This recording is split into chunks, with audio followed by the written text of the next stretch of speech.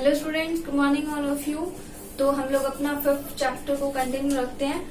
5th chapter first science surface chemistry, उसके बारे में हम लोग पढ़ रहे थे। लास्ट क्लास के अंदर हम लोगों ने कोलाइडी जो विलियन है उनके गुणों के बारे में पढ़ा था कि कोलाइडी विलियन के गुण क्या क्या होते हैं। उनके वैद्युत गुण, प्रकाशिक गुण, टिंडल प्रभाव प्रदर्शित करता है, ब्राउनी गति प्रदर्शित करता है। ठीक है, ये सारे प्रॉपर्टीज के बारे में हम लोग ने पढ़ लिया था। ओके, तो आज हम लोग जो पढ़ते हैं, नेक्स्ट टॉपिक आपका जो आता है वो आता है वैद्युत कण संचलन।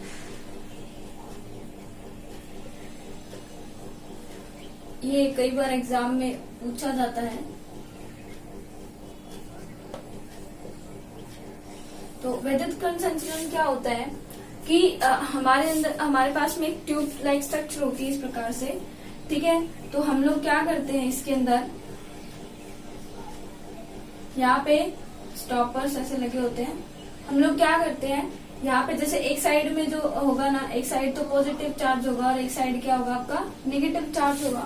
तो हम लोग क्या करते हैं, इसके अंदर सोल डालते हैं। ठीक है, जो भी हमारा क्या होता है कोलाइडी सोल होता है, तो हम लोग वो सोल डालते हैं। अब सोल का अभिगमन, विद्युत क्षेत्र डालने के बाद सोल का जो अभिगमन है वो किस दिशा में हो रहा है। ठीक है, या तो वो पॉजिटिव की साइड जाएंगे या वो नेगेटिव की साइड जाएंगे। अब ये किस पे डिपेंड करेगा कि वो पॉजिटिव की साइड जाएंगे या नेगेटिव की साइड, ये इस पे डिपेंड करेगा कि इस सोल पे चार्ज कैसा है। अगर ये मान लो पॉजिटिव सोल है तो ये किधर जाएगा, नेगेटिव वाले की तरफ।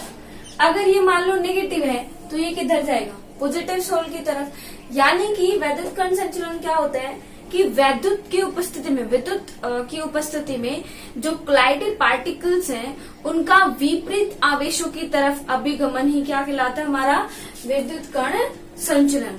ठीक है, विपरीत आवेशित। अगर मान लो पॉजिटिव सोल है तो वो नेगेटिव की तरफ जाएगा, नेगेटिव सोल है तो वो पॉजिटिव की तरफ जाएगा। ओके, तो अगर मान लो इन पार्टिकल्स का एनोड की तरफ गमन हो रहा है और एक बार किसकी तरफ होगा, कैथोड की तरफ। तो एनोड की तरफ जो गमन होता है वो कहलाता है ऋण कण संचलन।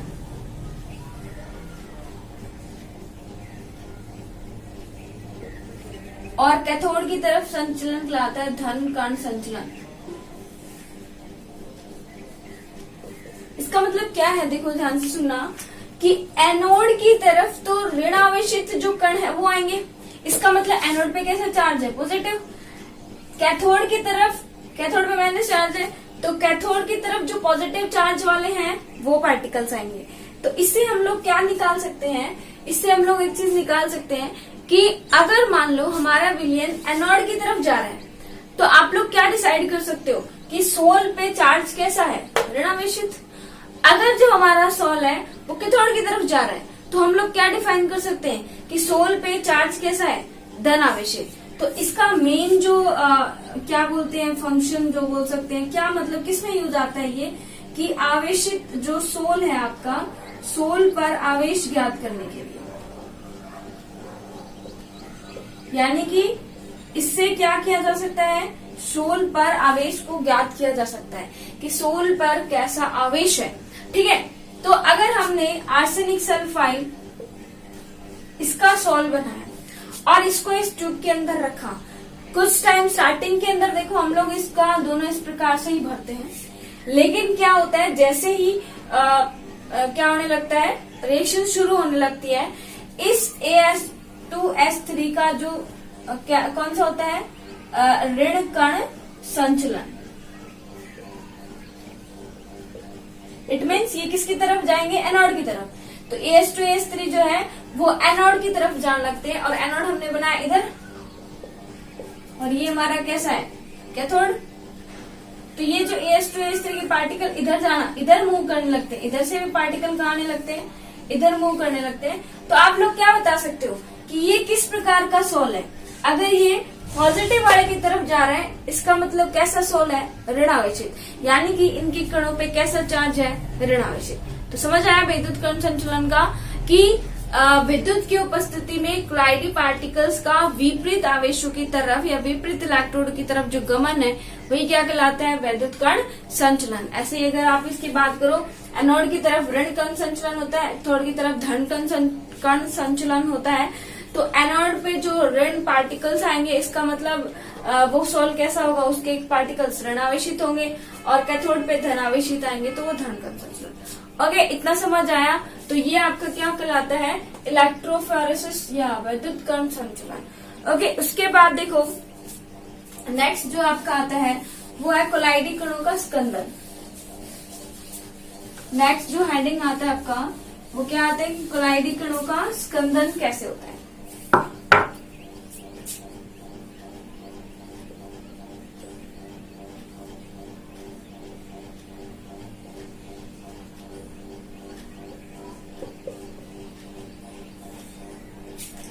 स्कंदन का आपको मैंने क्या बता रखा है, स्कंदन क्या होता है कोलाइडी कणों का, जब कोलाइडी पार्टिकल्स आपस में जुड़ जाते हैं और वो क्या नीचे पैंदे में जमा हो जाते हैं और प्रेसिपिटेट बना लेते हैं, दैट प्रोसेस इज कोगुलेशन या स्कंदन।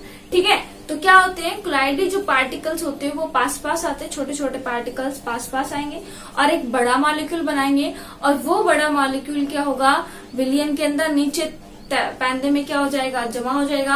यही प्रक्रिया हमारी क्या कहलाती है, स्कंदन कहलाती है। अब ये स्कंदन प्रक्रिया समझ आ गई, क्या होगा, कोलाइडी पार्टिकल छोटे छोटे पार्टिकल्स मिलके बड़े पार्टिकल्स बना लेते हैं और कोगुलेट होके पैंदे में जमा हो जाते हैं। यही प्रक्रिया आपकी क्या कहलाती है, स्कंदन कहलाती है। ओके, अब क्या देखना हमें कि स्कंदन प्रक्रिया किस प्रकार से की जा सकती है। ठीक है, तो स्कंदन प्रक्रिया दो प्रकार से हो सकते हैं। ठीक है, दो ठीक से देखो, दो नहीं है, बहुत सारे रीजन ऐसे जो जिनकी वजह से क्या होता है, स्कंदन होता है। मैं आपको मेन बता देती हूँ आपके एक्स्ट्रा। तो फर्स्ट हम लोग देखें तो क्या होता है, अधिक अपोहन द्वारा।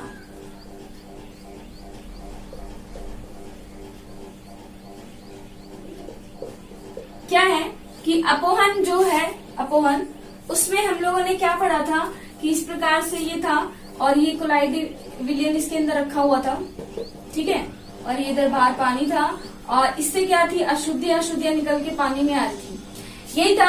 अब देखो लिमिटेड टाइम तक कराएंगे जब तक तो अशुद्धियां आएंगी, लेकिन अगर हमने बहुत ही मात्रा में अपोहन करा दिया, इसको अनलिमिटेड बहुत टाइम के लिए रख दिया, तो क्या होगा, जो इसको कोलाइडी को स्थायी रख रहे थे वो वाले पार्टिकल्स भी उस अशुद्धियों के साथ क्या आ जाते हैं, बाहर आ जाते हैं। तो कोलाइडी सोल को जो स्थायी रखने वाले पदार्थ थे वही बाहर आ गए, तो कोलाइडी सोल क्या हो जाएंगे, आपस में जुड़ जाएंगे और क्या बन जाएगा, कोगुलेशन हो जाएगा और स्कंदन बन जाएगा। ठीक है, तो क्या होगा, अधिक अपोहन द्वारा उसमें क्या होता है कि आप लोग बहुत टाइम तक जब अपोहन प्रक्रिया करते हो तो जो कोलाइड को स्थायी रखने वाले पदार्थ है या जो भी आयंस है, वो आयंस भी क्या होते हैं, अशुद्धियों के साथ में बाहर आ जाते हैं, जिस वजह से जो आपकी कोलाइड है वो अंदर वो स्थायी नहीं रह पाते और एक साथ जुड़ जाते हैं, और एक साथ जुड़ जाएंगे तो स्कंदन बना लेंगे, स्कंदन हो जाएगा उनका।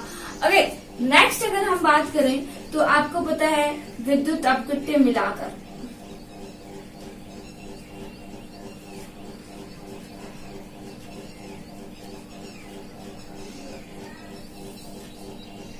विद्युत अपघट्य मिलाकर भी आप क्या कर सकते हो, स्कंदन प्रक्रिया को कर सकते हो। देखो आपको मैंने दो प्रकार के बताए थे, एक द्रव्य स्नेही कोलाइड और एक द्रव्य विरोधी कोलाइड। द्रव्य स्नेही कोलाइड के अंदर जो डिस्पर्जन फेज और डिस्पर्जन मीडियम है उनके बीच में अट्रैक्शन फोर्स होता है, that's why they are stable solution या स्टेबल सोल। ये इनका सोल जो होता है वो क्या होता है, स्टेबल होता है। बट अगर हम बात करें किसकी, द्रव्य विरोधी कोलाइड की, तो उनमें डिस्पर्जन फेज और डिस्पर्जन मीडियम के बीच में कोई अट्रैक्शन फोर्स नहीं होता है ज्यादा। तो अगर उनमें हमने थोड़ा सा इलेक्ट्रोलाइट मिला दिया और वो इलेक्ट्रोलाइट्स में जो पार्टिकल्स हैं वो क्या कर जाएंगे, उनपे जुड़ जाएंगे उनके साथ में और उनको क्या कर देंगे, स्कंदित कर देंगे। तो वैद्युत अपघट्य को मिलाएंगे हम लोग जैसे ही, तो वैद्युत अपघट्य में जैसे NaCl को मिलाओगे तो इसमें दो आयन है, एक तो आपका है सोडियम आयन और एक आपका है क्लोरीन आयन। ठीक है, अब मान लो सोल हमारा निगेटिव वाला है, कैसा है, निगेटिव है, तो ये वाला आयन क्या चला जाएगा, इसके साथ चला जाएगा और नेगेटिव पॉजिटिव मिलकर क्या बना लेंगे, न्यूट्रल। नेगेटिव पॉजिटिव क्या हो जाएंगे, न्यूट्रल हो जाएंगे। जैसे ही न्यूट्रल हो गए तो वो सारे आपस में क्या हो जाएंगे, जुड़ना शुरू हो जाएंगे, और जैसे ही आपस में सारे जुड़ेंगे वो क्या होंगे, पैंदे में जमा हो जाएंगे और उनका क्या हो जाएगा, कोगुलेशन हो जाएगा। ठीक है, अगर सेम आयन नहीं जा रहे हैं तब, मान लो नेगेटिव जाएगा तो नेगेटिव नेगेटिव एक दूसरे को रिपेल करेगा, बट जब वैद्युत अपघट्य मिलाते हैं तो ये वाला जो इस पे नेगेटिव जो सोल है, इस नेगेटिव पार्टिकल पे ये पॉजिटिव वाला यानी विपरीत आवेश जो है वो जाएगा और क्या बना लेगा, उदासीन अणु बना लेगा, और उदासीन अणु बना के क्या हो जाएगा, उदासीन अणु आपस में जुड़कर स्कंदन कर लेंगे। अब इस प्रक्रिया में जो भाग ले रहे हैं स्कंदन प्रक्रिया में, उसको बोलते हैं स्कंदन अणु, सक्रिय अणु, इसको ये बोला जाता है। ठीक है, तो ये आप लोग का समझ आया आप लोगों को कि किस प्रकार से क्या कर सकते हैं हम लोग इनको क्या बोलते हैं, कोगुलेट या स्कंदित। ठीक है, स्कंदित कर सकते हैं कि कोलाइडी पार्टिकल को स्कंदित कर सकते हैं। आधिक्य में आप अपवहन करोगे तब भी वो क्या हो जाएगा, कोलाइडी पार्टिकल्स क्या हो जाएंगे, जुड़ जाएंगे और कोगुलेट कर जाएंगे। और अगर मान लो आपने क्या करा, वैद्युत अपघट्य में मिला दिया तो भी कोलाइडी पार्टिकल्स क्या हो जाएंगे, विपरीत आवेशन के साथ जुड़कर और क्या बना लेंगे, आपका स्कंदित हो जाएंगे। ठीक है, और एक बड़ा मॉलिक्यूल बना के प्रेसिपिटेट हो जाएंगे। ठीक, तो उदाहरण की बात करें हम लोग तो देखो आर्सेनिक जो सल्फाइड है AS2S3, आर्सेनिक सल्फाइड है, इसका ये कैसा है, ऋण आवेशित सोल है।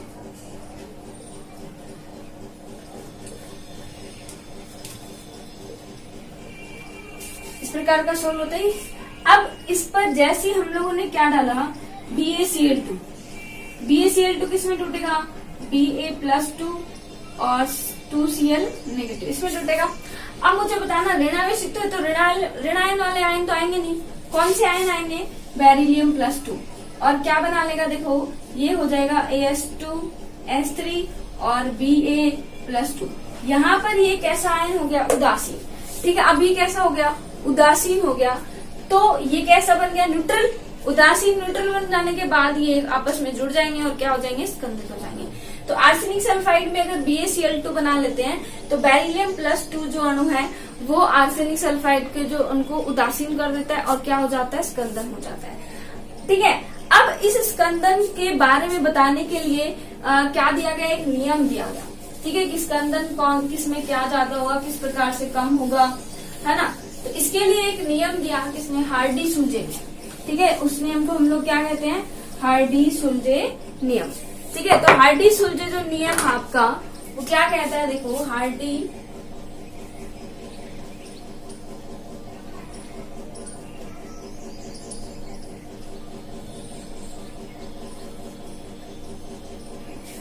ये किसी भी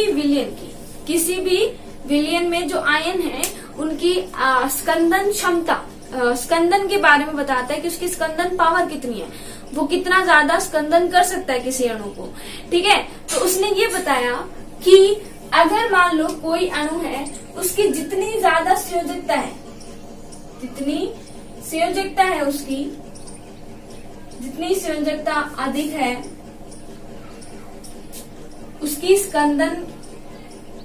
उसका स्कंदन भी उतना ही क्या होगा, अधिक होगा। यानी कि जो मान लो अधिक संयोजकता वाले आपके अणु हैं वो स्कंदन भी अधिक कराएंगे। जैसे मैं आपको एग्जांपल से समझाती हूँ, ये नेगेटिव आयन है, ठीक है, ये कोई ऋणावेशित सोल है, इसको स्कंदित करने के लिए क्या होगा, पॉजिटिव की जरूरत पड़ेगी। तो देखो पॉजिटिव, अब हमारे पास में एक तो है मान लो 3 पॉजिटिव वाला, एक हमारे पास 2 पॉजिटिव वाला, एक ओनली पॉजिटिव वाला, एक 4 पॉजिटिव वाला। तो इस नेगेटिव आयन को जल्दी कौन स्कंदित करेगा, जिसकी संयोजकता ज्यादा होगी। यही ये रूल क्या करता है, कहता है, ये रूल क्या कहता है कि जो आपका स्कंदन करने की जो पावर है वो किस पर डिपेंड करती है, उसकी संयोजकता पे। जिसकी जितनी ज्यादा संयोजकता होगी उसकी स्कंदन करने की, यानी दूसरे अणु को स्कंदन करने की पावर भी उतनी क्या होगी, ज्यादा होगी। तो अगर नेगेटिव आयन, मान लो एक ऋणावेशित हमारा सोल है, हमें उसको स्कंदित करना है, तो उसको स्कंदित करना है तो आप लोग एक बात सोचना, अगर मान लो कोई मान लो नेगेटिव S-2 था, ठीक है, S-2 था, तो अगर यहाँ पे तो हो गया आपका Ba+2 और यहाँ पे मान लो Na+, ठीक है, Al+3 और Sn+4, इस प्रकार से ये है। अब इस 2 माइनस वाले को क्या करना है, बैलेंस कर, आपको उदासीन करना है। तो ये दो जुड़ सकते हैं, या तो इसके 2 अणु जुड़े और या इसका 1 अणु जुड़े। तो देखो इसका तो एक ही अणु क्या कर रहा है, फटाफट से क्या कर देगा, इसके 2 अणु जुड़ने पड़ेंगे, तब जाके क्या होगा, स्कंदन होगा।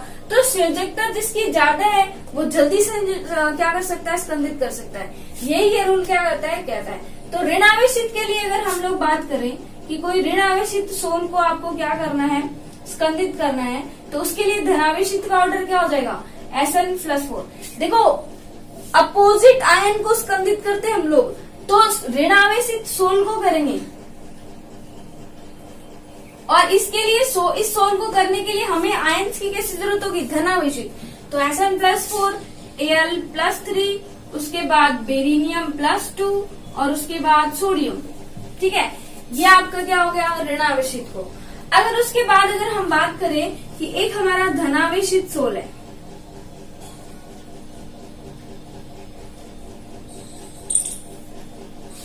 ठीक है, धनावेशित सोल है, उसको आपको क्या करना है, उसको स्कंदित करना है। तो उसमें देखो नेगेटिव वाले करेंगे तो 4 माइनस जल्दी करेगा, फिर 3 माइनस, फिर 2 माइनस और फिर 1 माइनस। ये इनका क्या करा जाएगा, ऑर्डर हो जाएगा। ठीक है, 4 माइनस जल्दी करेगा, उसके बाद 3 माइनस, फिर 2 माइनस और फिर Cl माइनस, या और भी कोई भी सिंगल माइनस। तो जिसका संयोजकता जितना ज्यादा उसकी स्कंदन करने की पावर उतनी ही ज्यादा। ओके, अब नेक्स्ट आपका आता है एक उन्नत मान, या हम लोग इसको बोल सकते हैं स्कंदन मान भी बोल सकते हैं। देखो कैसे उन्नत मान क्या कहलाता है आपका, कि हमने क्या बोला, ये जिसकी संयोजकता अधिक हो गई वो तो क्या हो गए आपके स्कंदित कर रहे हैं। ठीक है, संयोजकता ज्यादा हो रही है तो स्कंदित भी ज्यादा कर रहे हैं। बट मान क्या चीज होगी कि इसके कितने अणु क्या ले रहे हैं, भाग ले रहे हैं, that is known as value. ठीक है, वैल्यू का मतलब क्या होगा कि उसका कितना मान आ रहा है। ठीक है, तो 1 2 3 4 इस टाइप से, तो वो हो जाता है उसका उन्नत मान। ओके, नेक्स्ट अगर हम लोग बात करें तो नेक्स्ट हमारा आता है कोलाइडी का रक्षण। ठीक है, ये हो गया हमारा। उसके बाद नेक्स्ट हेडिंग आती है हमारी कोलाइडी जो पार्टिकल हैं उनका रक्षण कैसे कर सकते हैं। ठीक है, तो नेक्स्ट हेडिंग आती है आपकी कोलाइडी रक्षण। छोटे छोटे से टॉपिक है वो सभी, ऑलमोस्ट कंप्लीट हो चुका है। हार्डी-सुलजे नियम इम्पोर्टेंट है, ये कई बार एग्जाम में पूछ लिया जाता है, तो आप इसको अच्छे से पढ़ लेना। ठीक है, हार्डी-सुलजे नियम को। अब अगर हम बात करें किसकी, कोलाइडी रक्षण की, तो कोलाइडी रक्षण के अंदर आप लोग को पता होगा कि आपको पता होगा द्रव्यस्नेही कोलाइड तो ऑब्वियसली खुद ही स्टेबल होते हैं। द्रव्यस्नेही कोलाइड को तो स्टेबिलिटी खुद ही मिली होती है, उसको तो किसी चीज की जरूरत नहीं होती, वो तो खुद ही स्टेबल होते हैं। बट अगर हम बात करें द्रव्य विरोधी कोलाइड की, तो द्रव्य विरोधी कोलाइड आपको भी पता इजिली क्या होते हैं, डिसोशिएट हो सकते हैं, उनको बनाना भी कठिन होता है, तो वो क्या होते हैं, हाईली अनस्टेबल होते हैं। तो उनको हमें क्या करना पड़ेगा, रक्षण करना पड़ेगा। तो अगर हमने द्रव्य स्नेही कोलाइड के अंदर द्रव्य विरोधी कोलाइड में कुछ मात्रा में हमने क्या डाल दिया, द्रव्य स्नेही, कुछ मात्रा में हमने क्या डाल दिया, द्रव्य स्नेही डाल दिया, यानी कि ये मान लो द्रव्य विरोधी कोलाइड है आपका। ठीक है, और ये मान लो इस प्रकार से आपके द्रव्य स्नेही है, तो इसके विलयन में आपने थोड़ी सी मात्रा इन अणुओं की डाल दी जो द्रव्य स्नेही है। तो द्रव्य स्नेही आपको पता स्थायी होते हैं, तो ये अणु क्या करेंगे, इस द्रव्य विरोधी कोलाइड के बाहर एक रक्षी परत का निर्माण कर लेंगे, इस परत का निर्माण कर लेंगे। जैसे ही इस परत का निर्माण कर लेंगे, अब इस अणु का क्या नहीं हो सकता, विघटन नहीं हो सकता, क्योंकि इसके बाहर कौन से अणु आ गए, द्रव्य स्नेही, जिनका जो हाईली क्या होते हैं, स्टेबल होते हैं। तो हम लोग क्या कर सकते हैं, कोलाइडी का रक्षण द्रव्य विरोधी विलयन में हम थोड़ी सी मात्रा किसकी मिला दे, द्रव्य स्नेही कोलाइड की मिला दे, वो क्या कहलाता है, हमारा कोलाइडी का रक्षण कहलाता है। अब देखो हम कितनी मात्रा मिलाएं कि उसका रक्षण हो जाए और वो विद्युत अपघट्य में स्कंदित ना हो, मतलब विद्युत अपघट्य जैसे उसमें डाले तो स्कंदित नहीं होना। क्या होना है, देखो आपका द्रव्य विरोधी है, इसमें जो जैसे कि मान लो गोल्ड का है आपका, सिंपल मैंने बताया हुआ है, गोल्ड सोल आपका जो भी होता है, धातु के सोल जो होते हैं वो द्रव्य विरोधी के अंदर आते हैं। अब जैसे ही आपने क्या डाला यहाँ पे विद्युत अपघट्य, मान लो आपने विद्युत अपघट्य क्या डाला NaCl, आपने NaCl विद्युत अपघट्य है तो Na प्लस Cl माइनस में टूटेगा। अब NaCl जैसे ही आपने डाला तो स्टार्टिंग के अंदर क्या होगा, ये जो गोल्ड सोल है ये क्या हो जाएगा, स्कंदित हो जाएगा। अगर आपने डाला देखो द्रव्य विरोधी होगा ही होगा। लेकिन अगर आपने थोड़ी सी मात्रा किसके डाल दी, रक्सीक्लोराइड की, या फिर हम लोग उसको क्या बोलते हैं, द्रव्य स्नेही। ठीक है, जो द्रव्य स्नेही क्लोराइड है वही तो रक्सीक्लोराइड की भांति व्यवहार कर रहे हैं। तो आपने क्या डाल दिया, इसके अंदर रक्सीक्लोराइड डाल दिया, तो उसके बाद क्या नहीं होगा, ये जो द्रव्य विरोधी क्लोराइड है ये स्कंदित नहीं होगा। तो ये चीज जो है ना, ये चीज एक नंबर में दी जाती है जिसको हम लोग बोलते हैं गोल्ड नंबर, या इसको बोलते हैं स्वर्ण संख्या। तो स्वर्ण संख्या क्या बताती है कि जो आपका हम लोग जितना एक जो ये द्रव्य विरोधी विलयन है इसके कुछ भाग को NaCl के एक अम्ल विलयन द्वारा स्कंदित ना हो तो कितना रक्सीक्लोराइड हम डालें, तो इस रक्सीक्लोराइड की वैल्यू को या इस रक्सीक्लोराइड की पावर को हम लोग क्या बोलते हैं, स्वर्ण संख्या या गोल्ड नंबर। ठीक है, ताकि ये जो द्रव्य विरोधी क्लोराइड है ये इस क्या उसके बाद क्या नहीं हो, स्कंदित नहीं हो। देखो हमने समझा जाना, आपने इसके अंदर डाला तो पहले तो क्या होगा, ये हमने क्या बोला, स्कंदित ही होगा। लेकिन हमने क्या किया, अभी इसके अंदर रक्सीक्लोराइड डाल दिया। ठीक है, तो इस रक्सीक्लोराइड को मान लो हमने थोड़ा सा डाला तो भी कुछ फर्क नहीं पड़ रहा, फिर हमने डाला फिर कोई फर्क नहीं पड़ रहा, फिर भी वो स्कंदित हो रहा है ना। फिर हमने थोड़ा और रक्सीक्लोराइड डाला, फिर भी कोई फर्क नहीं पड़ रहा, NaCl से विघटित हो रहा है। अब एक पॉइंट ऐसा आएगा कि आपने जितना रक्सीक्लोराइड आप बढ़ा रहे हो, तो एक पॉइंट ऐसा आएगा कि उसके बाद आपका NaCl आप डाल लो, लेकिन उस द्रव्य विरोधी का क्या नहीं होगा, स्कंदन नहीं होगा। तो ये जिस पॉइंट पे आता है उसको हम लोग क्या बोलते हैं, गोल्ड नंबर या स्वर्ण संख्या। अलग अलग कंपाउंड्स के लिए अलग अलग होती है, आपको याद रखनी पड़ेगी इसके लिए क्या होती है। तो ये आपकी क्या कहलाएगी, स्वर्ण संख्या। नेक्स्ट हमारा जो टॉपिक स्टार्ट होता है, ठीक है, नेक्स्ट हमारा जो टॉपिक स्टार्ट होता है वो होता है पायस। तो पायस की अगर हम बात करें तो देखो, जो पायस है, आपको जब मैंने कोलाइडी तंत्र पढ़ाए थे, ठीक है, कोलाइडी तंत्र पढ़ाए थे तो मैंने आपको बताया था परिक्षेपण माध्यम और परिक्षिप्त प्रावस्था, इन दोनों को जब हम मिलाते हैं तो हमारे अलग अलग प्रकार के क्या मिलते हैं, तंत्र मिलते हैं। तो एक मैंने वहां पे आपको बताया था पायस, या इसको बोलते हैं इमल्शन।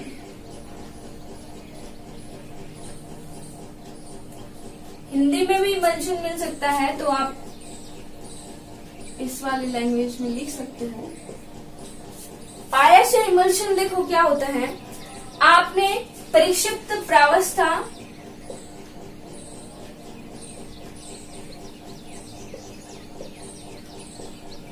और परिक्षेपण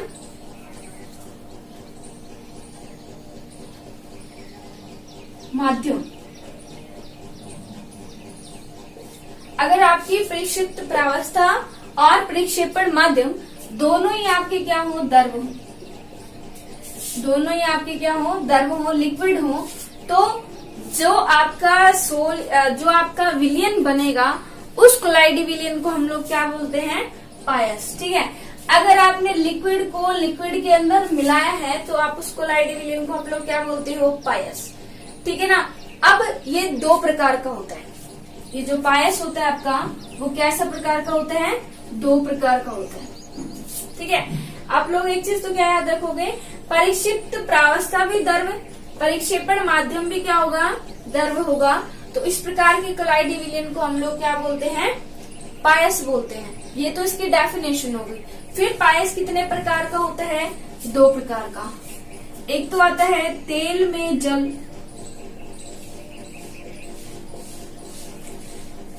तेल में क्या है, जल है, तो तेल के अंदर जल है तो ऑयल, इस टाइप से तेल में जल है, यानी कि आपका ज्यादा क्या है,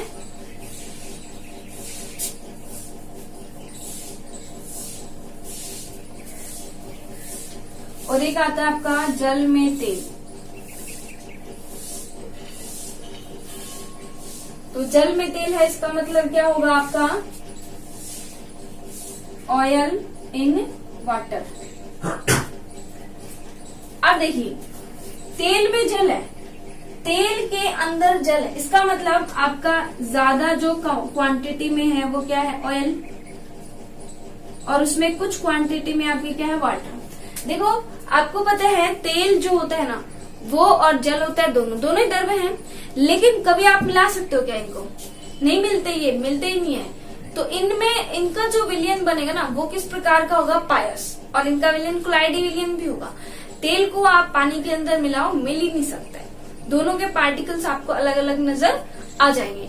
ठीक है, तो इस प्रकार से दो प्रकार से हम लोग कर सकते हैं कि या तो हम लोग तेल ले ले ज्यादा, उसमें पानी डाल दें, ठीक है, या फिर आप लोगों ने पानी ज्यादा ले लिया, उसमें तेल की ड्रॉप डाल के देख लो।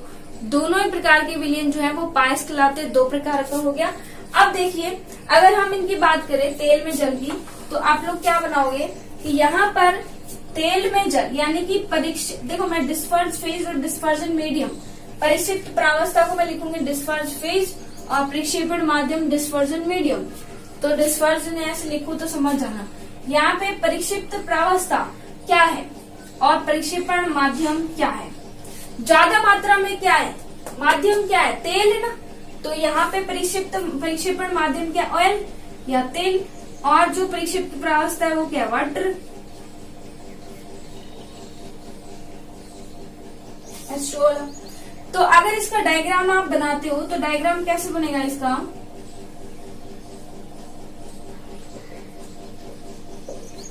तो ये सारे पार्टिकल किसके हैं, ऑयल के, ये जो मैंने बनाया, और इसमें 2-4 अणु जो हैं वो किसके, आपके जल के, तो ये आपके किसके हो गए, H2O के। ओके, समझ आया कि ज्यादा क्वांटिटी में ऑयल है और उसमें कुछ क्वांटिटी में क्या है, आपका वाटर है। फिर अगर हम इसकी एग्जाम्पल की बात करें तो मक्खन आता है आपका,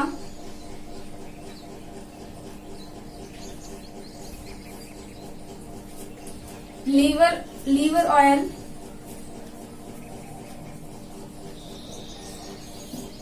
ये किसके अंदर आते हैं, आपके तेल में जल में। अब अगर हम नेक्स्ट दूसरे की बात करें वो क्या होता है, जल में तेल। अब देखिए आपका ज्यादा मात्रा में क्या है, जल, उसके अंदर कम मात्रा में क्या है, तेल। तो डिस्पर्स फेज और डिस्पर्जन मीडियम के बारे में बताइए। डिस्पर्स फेज क्या होगा, यहाँ पे कम मात्रा में क्या है, ऑयल है, तो डिस्पर्स फेज क्या होगा, ऑयल, और डिस्पर्जन मीडियम क्या होगा, वाटर, है ना, ये बात करी। फिर अगर हम इसकी बात करें इसके डायग्राम की, तो डायग्राम के अंदर देखिए आप ऐसे ही बनाओगे, आपके पास ये क्या है, आपका वाटर H2, और कुछ कुछ इसमें ड्रॉप किसकी है, ऑयल की, OIL, ऑयल की। ये किसका एग्जाम्पल है, जल में तेल का। ध्यान से बनाना, मिक्स मत कर देना, ज्यादा है तेल तो उसको ऐसे बनाना है और उसमें 2-4 ड्रॉप जल की है, जल ज्यादा है उसमें 2-4 ड्रॉप ऑयल की है। एग्जाम्पल की अगर हम बात करें तो इसके एग्जाम्पल में जैसे दूध हो गया आपका, फिनिशिंग क्रीम, ठीक है, इस प्रकार से जो आते हैं आपके, ये किसके अंदर आते हैं, जल में तेल के। तो पायस आई होप समझ आ गया होगा, कुछ नहीं, बहुत इजी टॉपिक है कि पायस का क्या होता है। अगर आपका जल में तेल में जल है, ठीक है, अभी तेल क्या है, ज्यादा क्वांटिटी में, जल क्या है, कम क्वांटिटी में, डायग्राम ये होगा, एग्जाम्पल ये होंगे। अब देखो यहाँ पे तेल ज्यादा मात्रा में, तो इसको बोलेंगे तेलीय पायस। तेल ज्यादा मात्रा में तो इसको क्या बोल सकते हैं, तेलीय पायस, और इसमें जल ज्यादा मात्रा में होता है तो इसको हम लोग बोलते हैं जलीय पायस। ठीक है, फिर अगर हम इनके गुणों की बात करें तो गुणों में देखो इनमें भी क्लाइडी पार्टिकल जैसे ही बन रहे हैं, तो ब्राउनी गति, टिंडल प्रभाव ये भी प्रदर्शित करेंगे। दूसरी चीज देखो, तेलीय पायस है, तेल है, इसका मतलब ज्यादा क्वांटिटी में क्या चीज है, तेल है, तो इसकी जो शांता विस्कोसिटी हम बताते हैं, तो जो शांता होगी वो तेलीय पायस की अधिक होगी, जलीय पायस की क्या होगी, कम होगी। ठीक है। और अगर हम बात करें जलीय पायस की, तो इसमें जल ज्यादा है, तो वो वैद्युत चालक, ये कैसा होगा, चालकता प्रदर्शित करेगा, जबकि ये प्रदर्शित नहीं करेगा। ठीक है। नेक्स्ट अगर हम बात करें इलेक्ट्रोलाइट मिला देते हैं, अगर इनमें थोड़ी सी मात्रा में इलेक्ट्रोलाइट मिलाया जाता है, विद्युत अपघट्य है, तो हम इनको क्या कर सकते हैं, अलग अलग कर सकते हैं, पायस को क्या कर सकते हैं हम लोग, अलग अलग कर सकते हैं। ओके। नेक्स्ट इनकी कुछ विधियां हैं कि इनको हम लोग कैसे बता सकते हैं कि तलीय पायस है, जलीय पायस है, सूचक विधियां। ठीक है। तो आप लोग की अलग अलग प्रकार की विधियां हैं। तो सबसे पहले आपकी मापने की जो विधियों में आएगी, उसमें सबसे पहले आएगी सूचक विधि। सूचक क्या होते हैं, इंडिकेटर होते हैं, हम लोग लेबोरेटरी के अंदर काम में लेते हैं। तो इसके अंदर क्या होता है कि आप लोग ऐसा कोई इंडिकेटर लेते हो जो या तो तेल में या फिर एक जल में, कोई से में भी एक में क्या होना चाहिए, विलेयशील होना चाहिए। मान लो मैथिलीन, ब्लू रंजक ऐसे आते हैं ना लेबोरेटरी के अंदर, तो आपने क्या लिया, एक ऐसा रंजक लिया जो या तो तेल के अंदर विलेयशील है या फिर वो क्या है, जल के अंदर विलेयशील, बट एक के अंदर विलेयशील है, ऐसा नहीं, दोनों के साथ विलेयशील होना चाहिए। ठीक है। तो आपने मान लो, सपोज करो हमने ऐसा लिया है जो तेल के अंदर क्या है, विलेयशील है, तेल के अंदर क्या है, विलेयशील है। तो अब हमें दो विलयन बनाए गए हैं, एक ए और एक इस प्रकार का, ये दूसरा वाला, एक ये ए है और ये आपका क्या है, बी है। अब हम लोग जो इंडिकेटर ले रहे हैं वो ले रहे हैं तेल में विलेयशील, ये जो कि तेल में क्या होता है, विलय होता है। अब क्या करेंगे हम लोग, इस सूचक को हम लोग इसके अंदर डालेंगे, इसके अंदर आपने ड्रॉप डाली, तेल के अंदर क्या है, विलेयशील है, और ज्यादा क्वांटिटी में भी यहाँ पर क्या है, विलेयशील है ना, सॉरी, ज्यादा क्वांटिटी में भी यहाँ पे क्या है, तेल ही है। तो तेल के अंदर ये विलेयशील है, तो ये जो इसका सूचक है, सूचक क्या होते हैं, रंजक, तो ये रंजक क्या होते हैं, इसमें विलय हो जाएगा और ये विलयन कैसा हो जाएगा, रंगीन, ये विलयन कैसा हो जाएगा, रंगीन। अब यहाँ पर ज्यादा मात्रा में क्या है, जल है, जल के अंदर तो विलेयशील नहीं है, तो इसका मतलब घुलेगा भी नहीं, तो यहाँ पर ये विलयन कैसा रहेगा, रंगहीन। हमें पता है कि ये वाला तेल में विलेयशील था, तो इसका मतलब जो रंगीन हो जाएगा वो तेलीय पायस और जो रंगहीन रहेगा वो जलीय पायस। ऐसा ही आप अपोजिट कर सकते हो, कोई जल में विलेयशील करके देख लेना, तो वो भी आप कर सकते हो, बट जल में ऑलमोस्ट विलेयशील होते हैं, इसलिए तेल वाले से हम लोग क्या कर सकते हैं, ज्यादा करके देखते हैं। तो ये तो आपकी होती है सूचक विधि। नेक्स्ट आपकी होती है तनुता विधि। तनुता विधि के अंदर आप लोग क्या करते हैं,